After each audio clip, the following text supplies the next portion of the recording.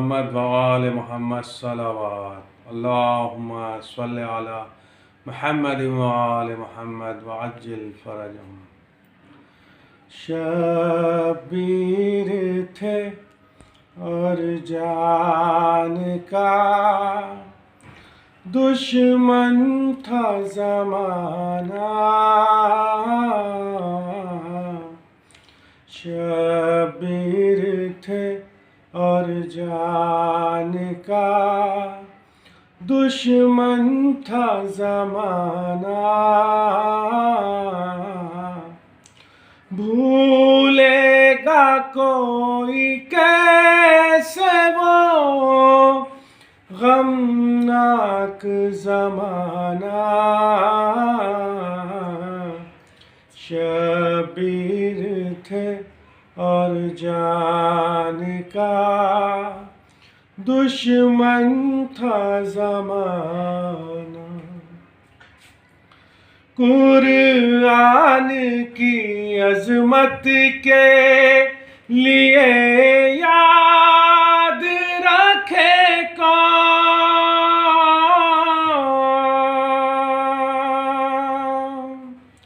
قرآن کی عظمت کے لیے یاد رکھے کون، سرور کا سر نیزہ پہ قرآن سنانا، شبیر تھے اور جان کا دشمن تھا زمانہ، ہے کرب و بلا بن گیا دستور جہاں کا،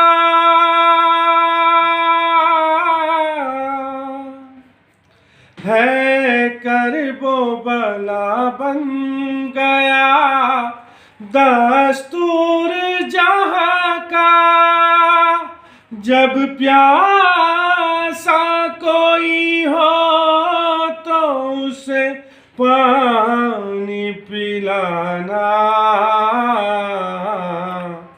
شبیر تھے اور جان کا دشمن تھا زمانہ، معبود کسی ماں کے مقدر میں نہ لکھنا،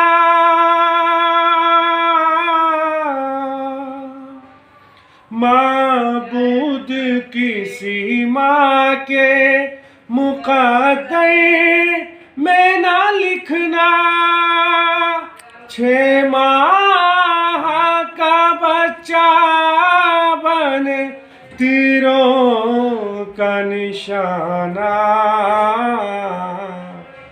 شبیر تھے اور جان کا دشمن تھا زمانہ، نیند آئے سکینہ کو بھلا قید میں کیوں کئی، نیند آئے سکینہ کو بھلا قید میں کیوں کئی، یاد آتا ہے شبیر کا سینے پہ سلانا،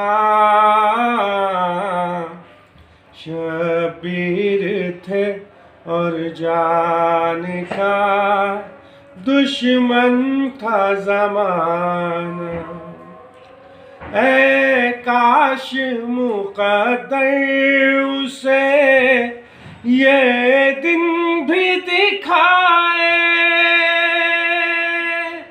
اے کاش مقدر اسے یہ دن بھی دکھائے، خورشید کو ہے روضہ شبیر پہ جانا، شبیر شبیر تھے اور جان کا دشمن تھا زمانہ. بر محمد وآل محمد صلوات. اللهم صل على محمد وآل محمد وعجل فرجهم. بالله من الشيطان الرجيم. بسم الله الرحمن الرحيم. الحمد لله رب العالمين الرحمن الرحيم مالك يوم الدين. إياك نعبد وإياك نستعين. اهدنا الصراط المستقيم صراط الذين أنعمت عليهم غير المغضوب عليهم ولا الضالين.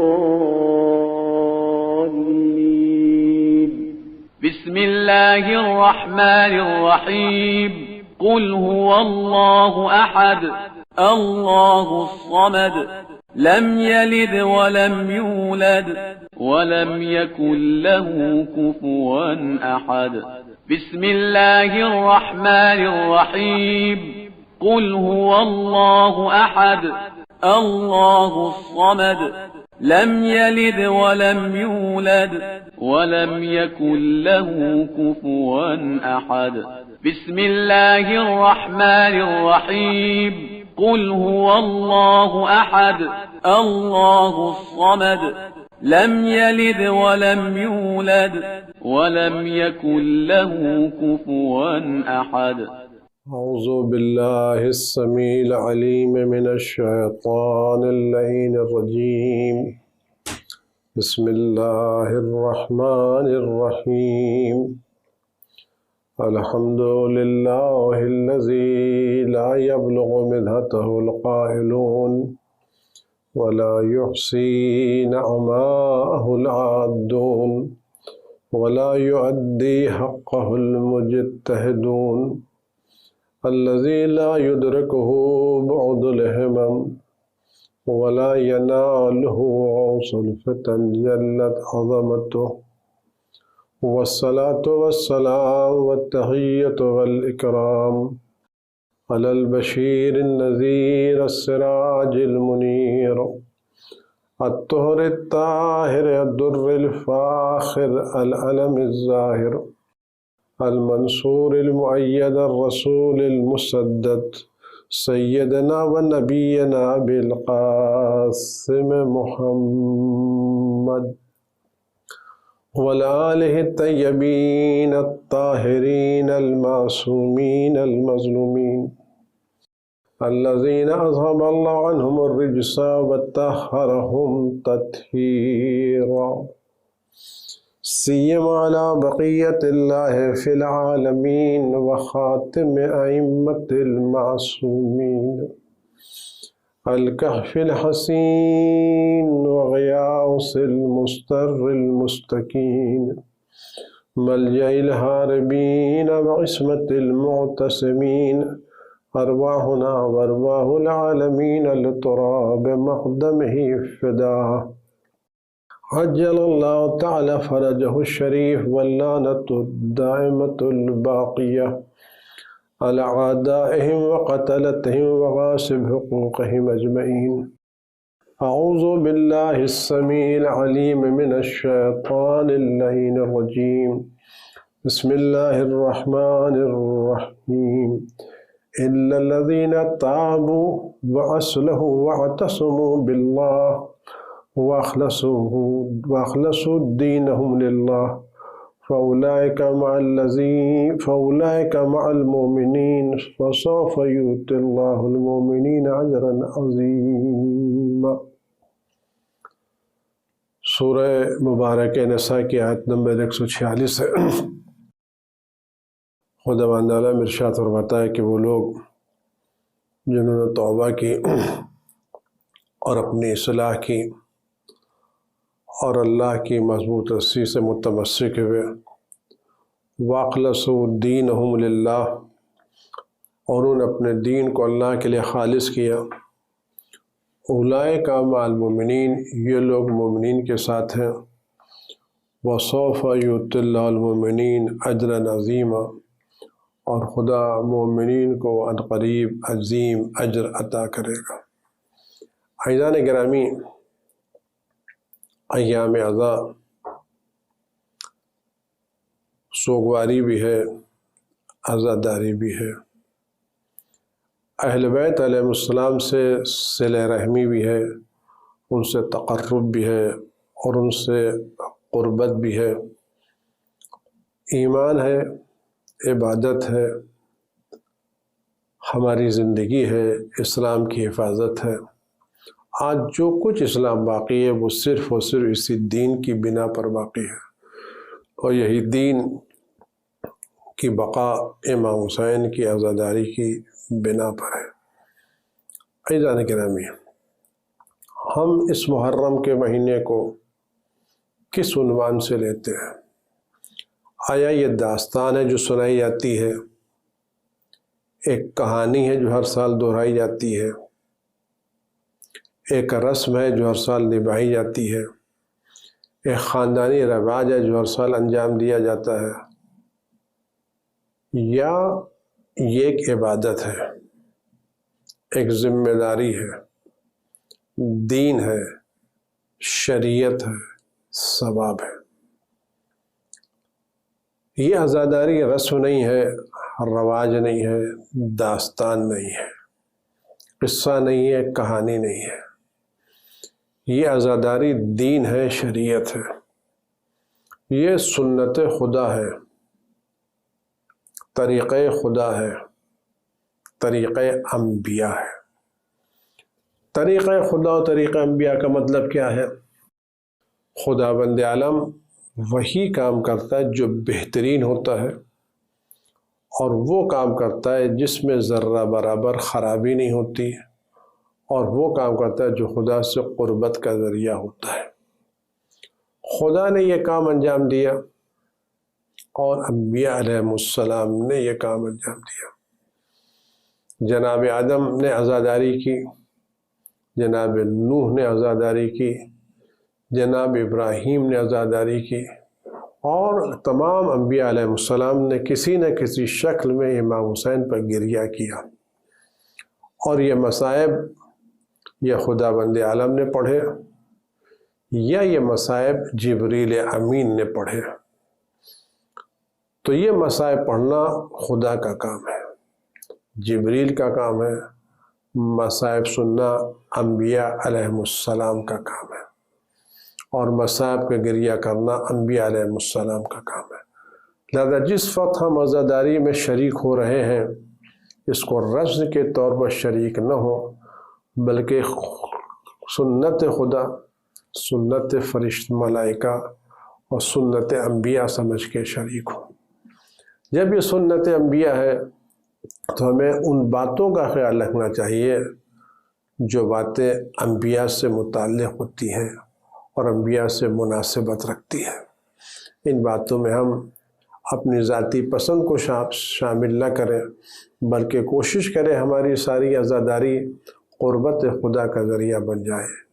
ہمارے عزا خانے، ہمارے تعزیے، ہمارے علم، ہر چیز جو عزاداری سے متعلق ہے اس میں جذبہ خدائی ہونا چاہیے، للہیت ہونا چاہیے، قربت ہونا چاہیے، شو ریاکاری نہیں۔ ہم کام بہتر سے کام کریں، عزا خانے بہترین انداز سے سجائیں، اس لیے نہیں کہ ہمارا عزا خانہ دوسرے کے عزا خانے سے بہتر ہو، ہمارا تعزیہ دوسرے کے تعزیے سے بڑا ہو، ہمارا علم دوسرے کے علم سے بڑا ہو، نہیں۔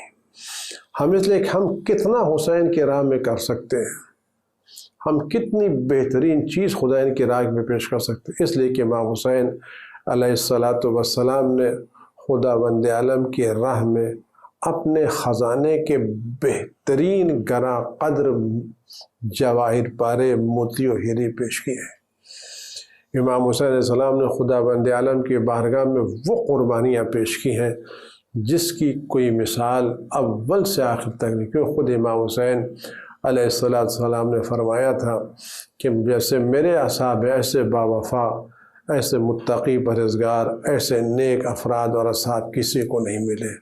یعنی امام حسین نے بہترین چیز کی قربانی دی۔ یہ بہترین قربانی کس بنیاد پر تھی؟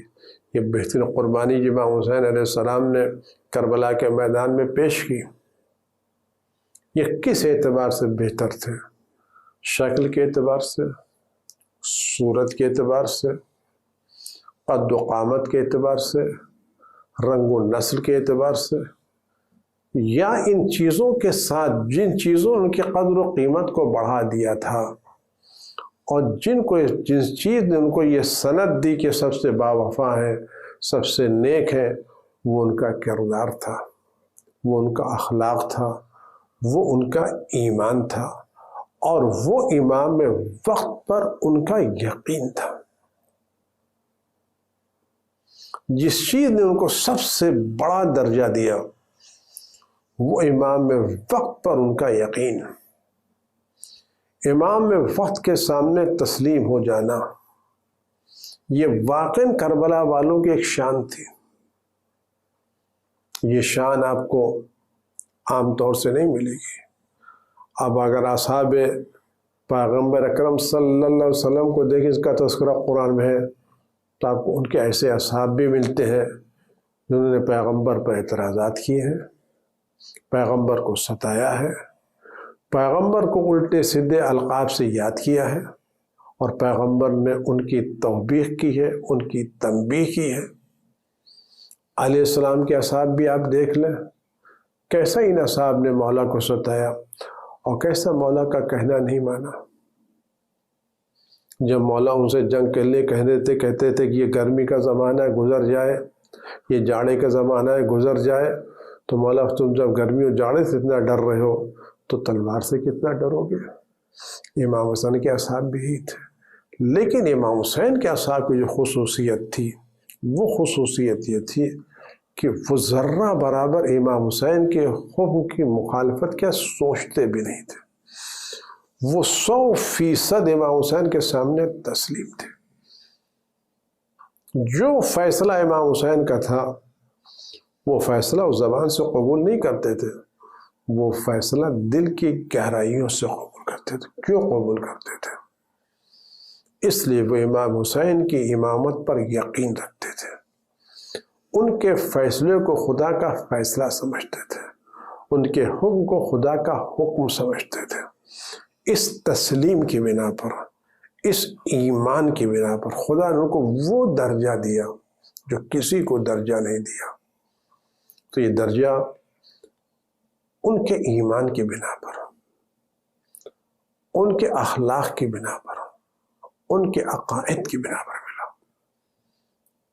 یہ درجہ یقیناً اس میں امام حسین کے اعزاء کا بڑا درجہ ہے۔ جناب ابوالفضل عباس کو بڑا مرتبہ حاصل ہے، جناب علی اکبر کو بڑا مرتبہ حاصل ہے، لیکن امام حسین کے دوسرے بھی رشتہ دار تھے جو اس درجے پر فائز نہیں ہوئے۔ اس کا مطلب یہ درجے کی بلندی رشتہ داری کی بنیاد پر نہ تھی، یہ درجے کی بلندی کردار کی بنیاد پر تھی، اخلاق کی بنیاد پر تھی، امام وقت کے سامنے تسلیم ہو جانے کی بنیاد پر تھی۔ اور یہ تسلیم ہو جانا یہی کمال ہے۔ کیوں؟ اس لیے کہ وہ چیز جو تسلیم کے راہ میں حائل ہے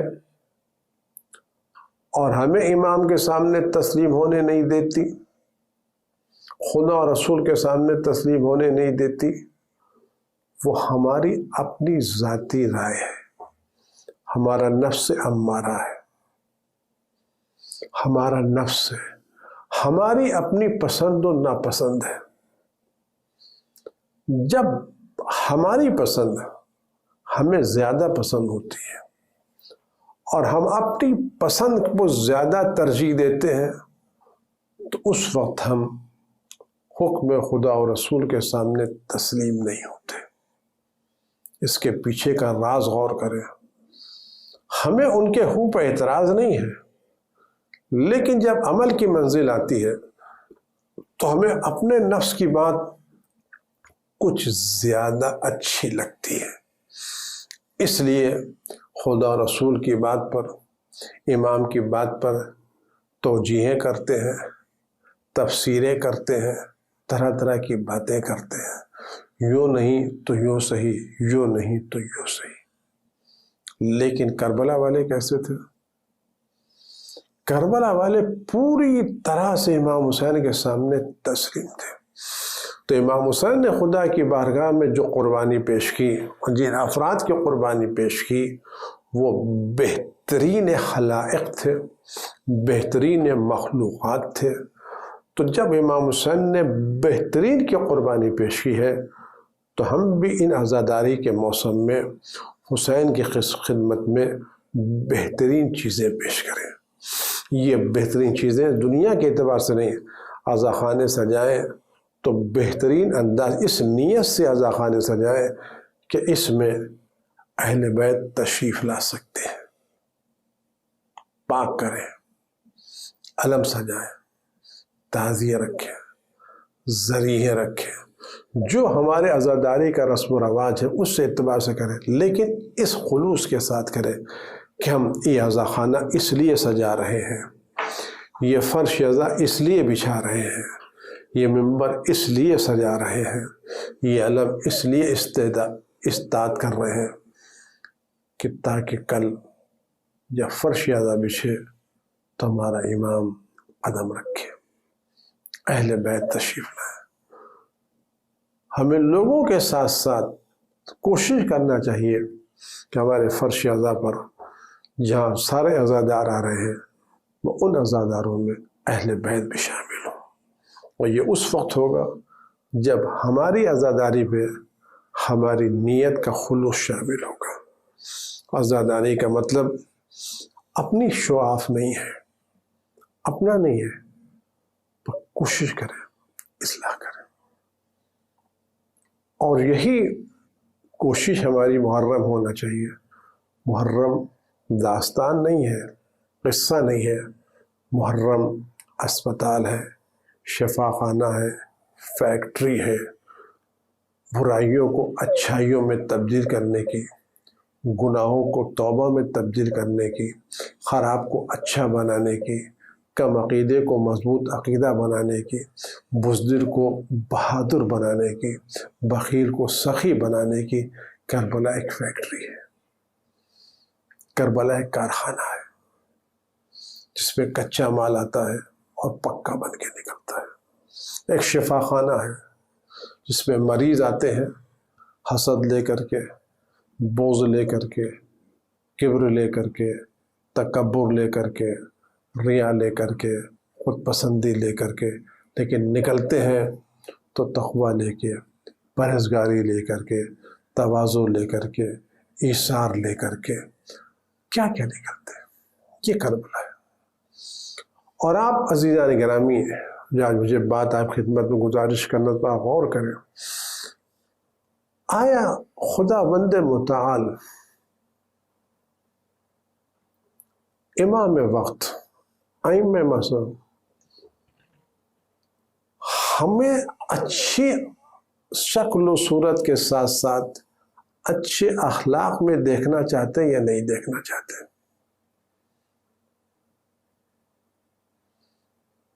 میں بعد آپ خدمت میں گزارش کروں، آپ کے صاحبزادے ہیں، خدا آپ کے ہر سننے والے کے بچوں کو محفوظ رکھے، توفیق عطا کرے، درجات ان کے بلند سے بلند تر کرے۔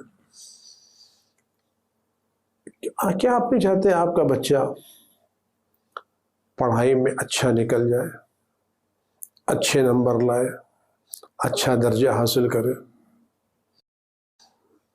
کیا اپنے بچے کی اصلاح نہیں چاہتے؟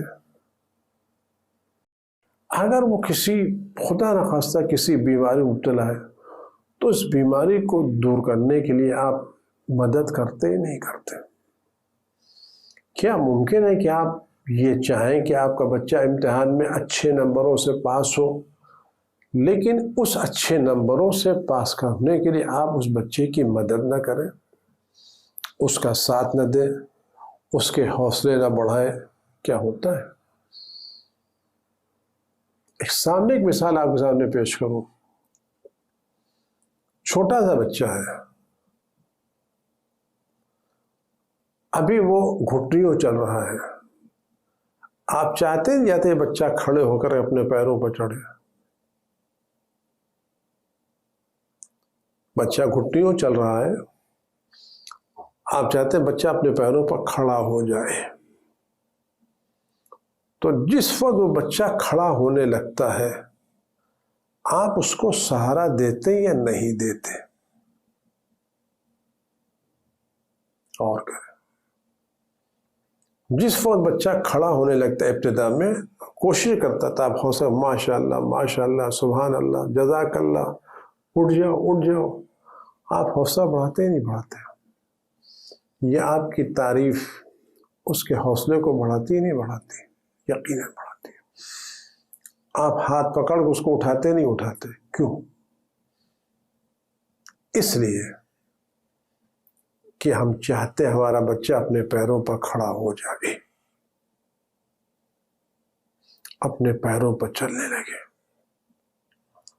چونکہ آپ چاہتے ہیں آپ کا بچہ اپنے پیروں پر کھڑا ہونے لگے، جب بچہ ذرا سی کوشش کرتا ہے تو آپ اس کا حوصلہ بڑھاتے ہیں، اس کا ساتھ دیتے ہیں، اس کے ساتھ تعاون کرتے ہیں تاکہ اپنے پیروں پر کھڑا ہو جائے، اور وہ سارے امکانات فراہم کرتے ہیں جو پیروں پر کھڑے ہونے کے لازم و ضروری ہیں۔ ایسا ہے کیا خدا، رسول، اہل بیت ہمیں اچھے اخلاق کا مالک دیکھنا نہیں چاہتے؟ ہمیں صاحب ایمان دیکھنا نہیں چاہتے؟ ہمیں بہترین مومن دیکھنا نہیں چاہتے؟ اگر اہل بیت اطہار ہم کو بہترین مومن دیکھنا چاہتے ہو، یقیناً دیکھنا چاہتے ہیں، خدا چاہتا ہو یقیناً چاہتا ہے، رسول چاہتے ہیں تو یقیناً چاہتے ہیں، تو کیا وہ شخص جو اصلاح نفس کی کوشش کی خاطر آگے بڑھے گا خدا رسول اس کی تائید نہیں کریں گے؟ بچہ جب خمکتا ہے تو والدین گود میں لیتے ہیں، ہم اچھے اخلاق کی طرف ہمکیں تو کوشش تو کریں، آگے بڑھنے کی کوشش تو کریں، دیکھیں ساتھ ملتا ہے نہیں ملتا، تائید الہی حاصل ہوتی ہے نہیں ہوتی، کوشش کرنا چاہیے۔ آپ یقین جانیے ہر وہ شخص جو بہترین عقائد، بہترین اخلاق، بہترین عمل کی طرف کوشش کرے گا، یقیناً خدا اور رسول امام وقت اس کی دستگیری کریں، اس کا ہاتھ پکڑیں، اس کو سہارا دیں گے۔ آپ غور کریں روایت کے جملہ میں، روایت کو آپ دیکھیں کس طرح سے خدا بند عالم نے ہماری تائید کی ہے، اور ہر وقت ہماری تائید ہوتی رہتی ہے۔ خدا نے ہم کو پیدا کر کے آزاد نہیں چھوڑ دیا ہے کہ ہم بس آزاد جو دل چاہے کرے، ہمارا کوئی ساتھی نہیں، کوئی پوچھنے والا نہیں، خبر گیری کا نہیں۔ خدا بند عالم نے مسلسل ہمارے لیے ایسے انتظامات کیے ہیں کہ جن کو ہم سوچ بھی نہیں سکتے۔ رحمت الہی، کرم الہی، عظمت الہی، آپ غور کر کے دیکھیں۔ امام کی روایت ہے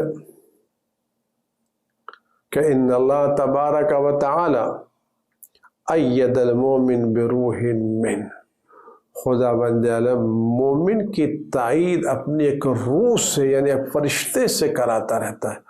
خدا نے ایک فرشتہ معین کیا ہے جو ہمیشہ مومن کا ساتھ دیتا ہوتا ہے، ہاتھ بٹاتا رہتا ہے۔ یحذرہ فی کل وقت یحسن فی ویتقی۔ اب آپ جب انسان کوئی بھی نیک کام انجام دیتا ہے، کوئی بھی اچھائی انجام دیتا ہے، تقوی اختیار کرتا ہے، پرہیزگاری اختیار کرتا ہے، جس وقت انسان نیک کام کرنے لگتا ہے خدا بند عالم اپنی طرف سے ایک فرشتے کو بھیج کر کے اس کی تائید کراتا ہے، اس کی مدد کرتا ہے، اس کے حوصلے بڑھاتا ہے۔ نماز شب پڑھنے کے لیے اٹھے ہیں، نیت کی ہے، صرف نیت کی ہے کہ ہم آج رات کو سوئیں گے تو صبح اٹھ کے نماز شب پڑھیں گے، نیت کی ہے، اور اس نیت سے سوئیں کہ ہم نماز شب کے لیے اٹھیں گے، خدا بند عالم فرشتوں کو بھیجتا، جاؤ میرا بندہ اس نیت سے سویا ہے، اس کو نماز شب کے لیے اٹھا دو۔ آپ تجربہ کر کے دیکھیں، آپ نماز شب کی نیت کر کے سوئیں، دیکھیں نماز صبح سے پہلے آپ کی آنکھ کھلتی ہے یا نہیں کھلتی۔ خواب غفلت میں پڑے ہوئے خرانٹے لے رہے ہیں، لیکن اگر صبح کی نیت خالص ہوتی ہے، سوتے وقت کی نیت خالص ہوتی ہے، آدمی ارادہ کرتا ہے کہ نیک کام کرے، تو خدا تائید کرتا ہے، جاؤ میرے اس بندے کو خواب غفلت سے بیدار کر دو۔ اور جب یہ بندہ بیدار ہونے لگتا ہے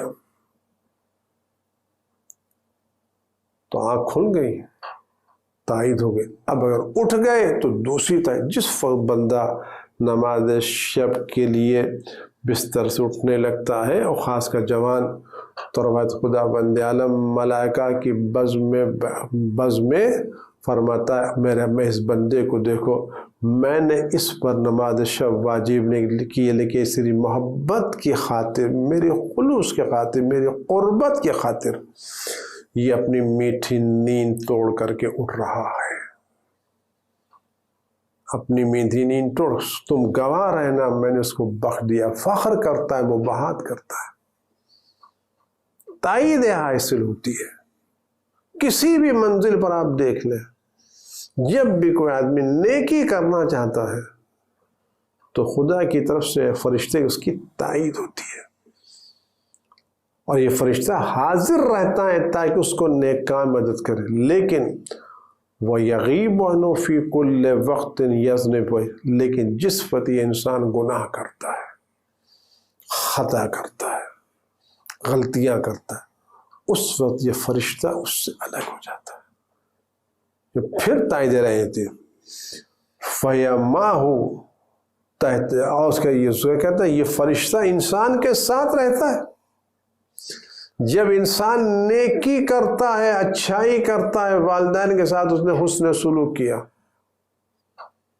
غصہ آ رہا تھا پی لیا، زبان پر برے لفظ آ رہے تھے روک لیے، غیبت کرنے کا ارادہ ہو رہا تھا روک لیا، جھوٹ بولنا چاہ رہے تھے روک لیا، نیکی کی نماز پڑھی، قرآن پڑھا، تلاوت کلام کی، کسی عزیز کو خیریت دریافت کرنے کے لیے فون کیا، کسی کی خیریت دریافت کر لی، کسی مومن کو فون کر کے حوصلہ، اگر یہ کر تو فرشتہ خوش ہوتا ہے۔ ہم اور آپ سچ بتائیں، اگر ہمارے نیک کام سے ایک فرشتہ خوش ہو جائے، اور فرشتے کی خوشی خدا کی خوشی ہے، تو یہ خوشی سوشل میڈیا پر چھپنے والی تصویروں سے زیادہ قیمتی نہیں ہے۔ ایک فرشتہ ہمارے اچھے عمل پر خوش ہو تو یہ سوشل میڈیا کی تصویروں سے زیادہ خوشی کا سبب ہے یا نہیں ہے؟ لیکن جہاں یہ فرشتہ ہماری نیکیوں پر خوش ہوتا ہے وغیر تسیح فی السرا، لیکن جب انسان گناہ کرتا ہے، خطا کرتا ہے، تو یہ فرشتہ زمین سے چیخ مارتا ہے، روتا ہے۔ امام فتعاہدوا عباد اللہ نعمہ باصلاح انفسکم وتزدادوا یقینا، اے بندگان خدا، اللہ سے معاہدہ کرو، اللہ سے پیمان، اللہ سے ایگریمنٹ کرو کہ تم اس کے اصلاح کرو گے، اپنی اس کی نعمتوں کے ساتھ اچھا سلوک کرو گے، اس سے اچھا سلوک کرو، تزداد یقین میں اضافہ ہوتا جائے گا، جتنا تم اللہ کی نعمتوں کے ساتھ اچھا برتاؤ کرو گے۔ نعمتوں کے ساتھ اچھا برتاؤ کیا ہے؟ یعنی آج ہم سر سے پیر تک نعمت الہی میں ڈوبے ہوئے ہیں، ہمیں احساس نہیں نعمتوں کا، ہم سر سے پیر تک اللہ کی نعمتوں میں ڈوبے ہوئے ہیں۔ یقیناً ڈوبے ہوئے. اگر آج ہم اپنے بچے کو، اپنے دل کے ٹکڑے کو، اپنی روح کو، اپنی جان کو، جس کو ہم بہت چاہتے ہیں، ایک پنسل لا کے دیں، کاغذ لا کے دیں، قلم لا کے دیں، اور یہ بچہ اس کاغذ و قلم کو صحیح استعمال کرے، بہترین استعمال کرے، تو ہمارا دل کتنا خوش ہوگا، اور حوصلہ بڑھے گا، اور سے اچھی چیز لا کے دے. ہمارا بچہ کسی اسکول میں پڑھ رہا تھا، محنت کی، مشقت کی، اچھے نمبر لایا. اگر اچھے نمبروں سے پاس ہو گیا تو اب ہم یہ چاہتے ہیں اس کو اور کسی اچھے کالج میں ایڈمیشن دلائیں، اس کے لیے کوشش کرتے ہیں. لیکن اگر بچہ ہمارا اسی کالج میں اچھے نمبر نہیں لا پایا تو ہم آگے بڑھنے کی کوشش کریں. کیوں؟ اگر اچھا نمبر لے آیا تو ہم اس کو اور زیادہ اچھے کالج میں آتا ہے. تو جب انسان نیکی کرتا ہے، خدا بند عالم اس کی توفیقات میں اضافہ کرتا ہے. نعمت الہی کا استعمال کیا ہے؟ آنکھوں سے وہ دیکھنا جو خدا دکھا رہا ہے، کانوں سے وہ سننا جس کے سننے کی اجازت خدا نے دی ہے. کہتے ہیں تربہ نفیسا سمینا، اگر تم نے یہ کام کیا اور اللہ کی نعمتوں کا صحیح سے، تو تم اپنے نفس کو ایک قیمتی نفس پاؤ گے. تمہارا وجود ایک قیمتی وجود ہے، تمہارا وجود ایک قیمتی وجود ہے. رحم اللہ امرا ہم بخیر فعملہ، رحم کرے خدا اس بندے پر جس نے کسی نیکی کا ارادہ کیا اور اس پر عمل کر لیا. اور ہم بشر فارتدى، لیکن اگر برائی کا ارادہ کیا تو اس سے رک گیا. نیکی کی بات آئی تو عمل کیا، برائی کی بات آئی تو رک گیا. فرماتے ہیں نحن نرید الروح بالطاعت للہ والعمل، ہم یہ چاہتے ہیں خدا کی اطاعت کریں، عمل کریں، تاکہ ایک فرشتہ ہمارے ہمیشہ ساتھ ساتھ رہے. عزیزان گرامی، محرم اس طرح سے منایا کہ ہمیں اطاعت الہی کا سبب.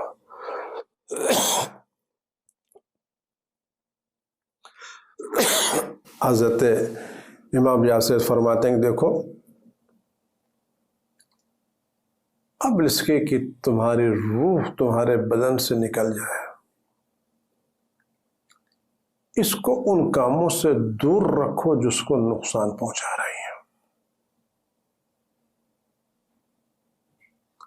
کیا جملہ امام نے فرمایا ہے کہ جس طرح سے تم صبح و شام اپنی روزی کی فکر کرتے ہو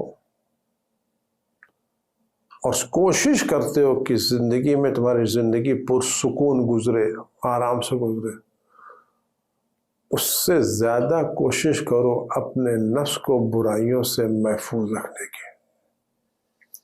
فَإِنَّ نَفْسَكَ رَهِينَةٌ بِعَمَلِكَ، تمہاری جان، تمہاری نفس، تمہارا روح تمہارے عمل کی بنا پر ہے.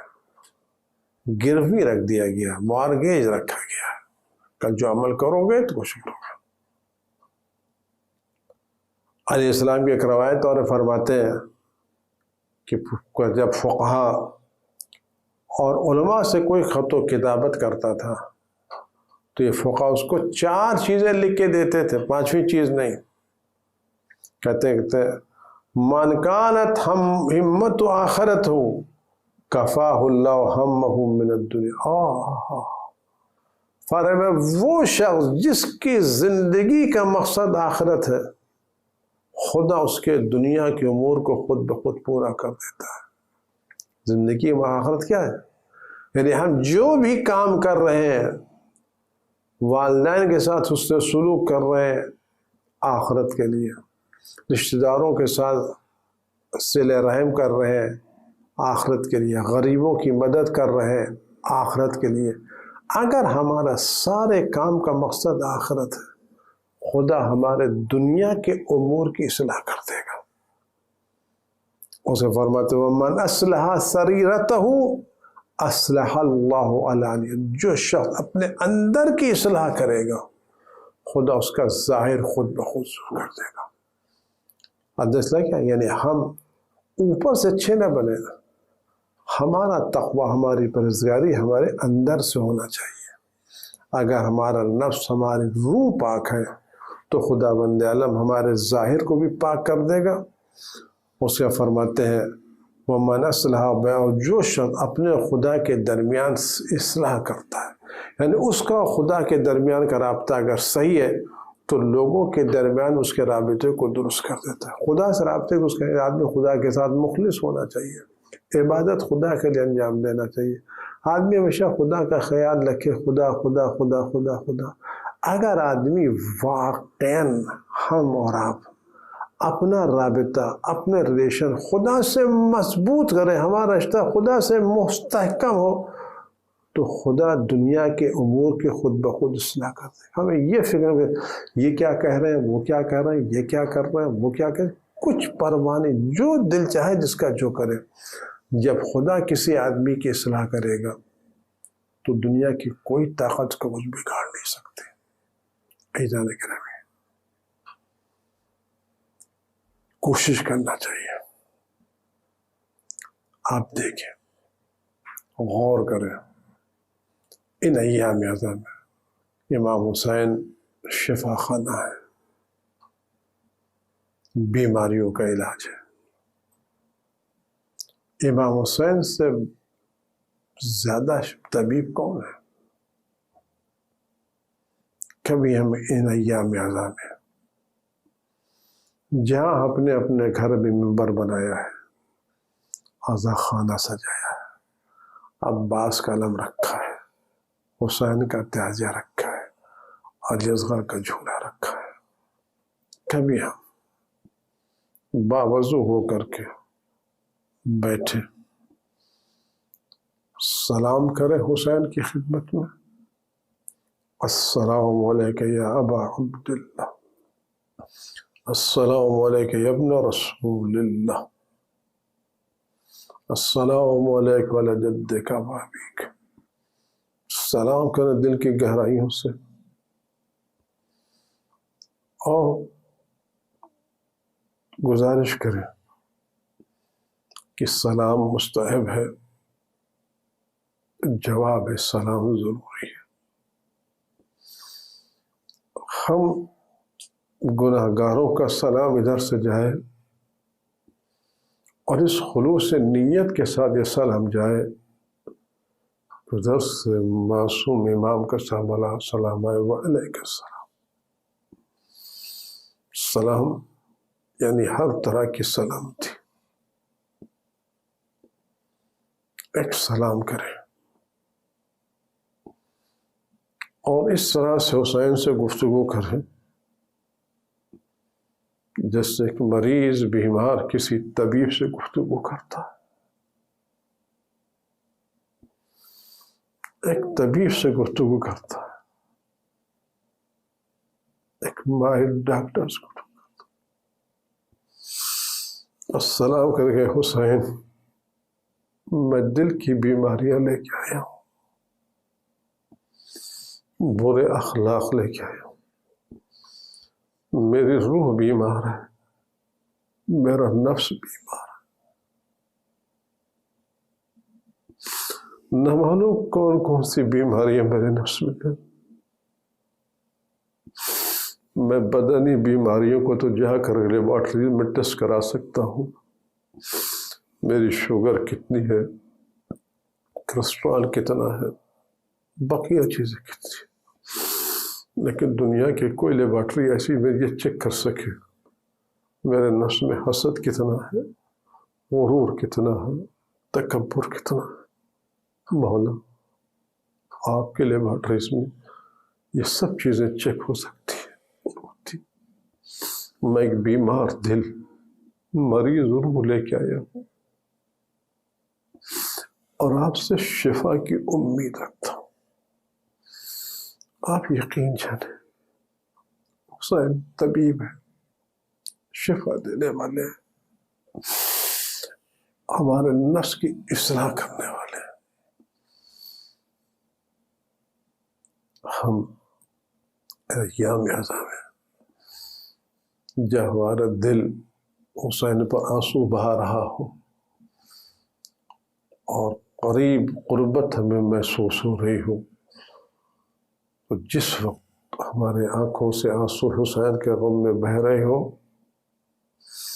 اس وقت ہمیں دعا کریں، پروردگار وارث حسین کے ظہور میں تعجیل فرما.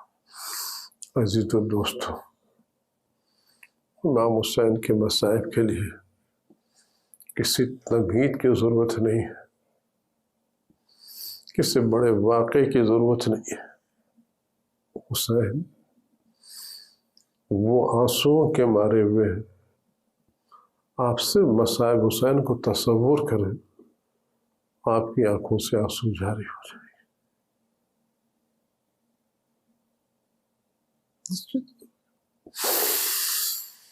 اس چیز کربلا کے میدان میں جب امام حسین والد کربلا ہو رہے تھے،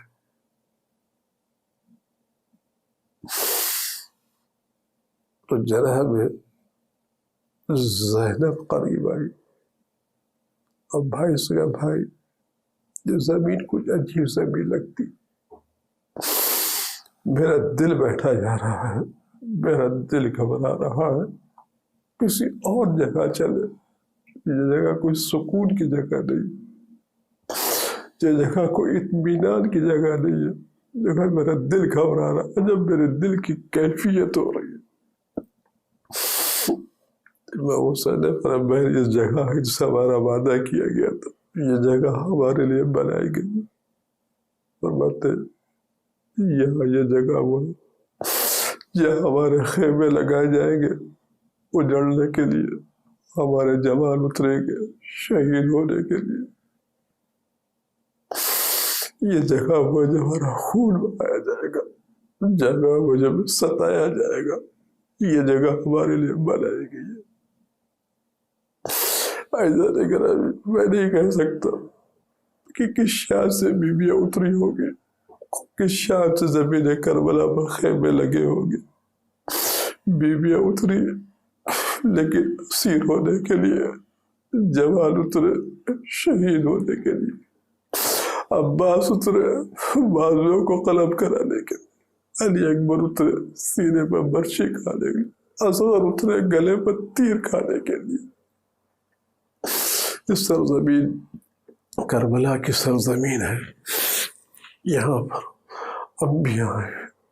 حسین نے آنکھ اٹھائی، سوگی کا یہ ہمارے لیے بنائی گئی ہے، اب اس کے لیے بنائی گئی. صاحب حسین شروع ہوئے.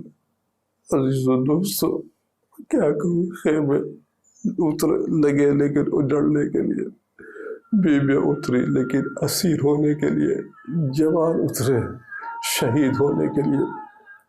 خدا ہم اور آپ سب کو اس بلا سے نجات مرحمت فرمائے اور کربلا کی زیارت جلد از جلد نصیب فرمائے، اور اس محرم میں ہمارے امام وقت کا ظہور مقدر و معین فرمائے.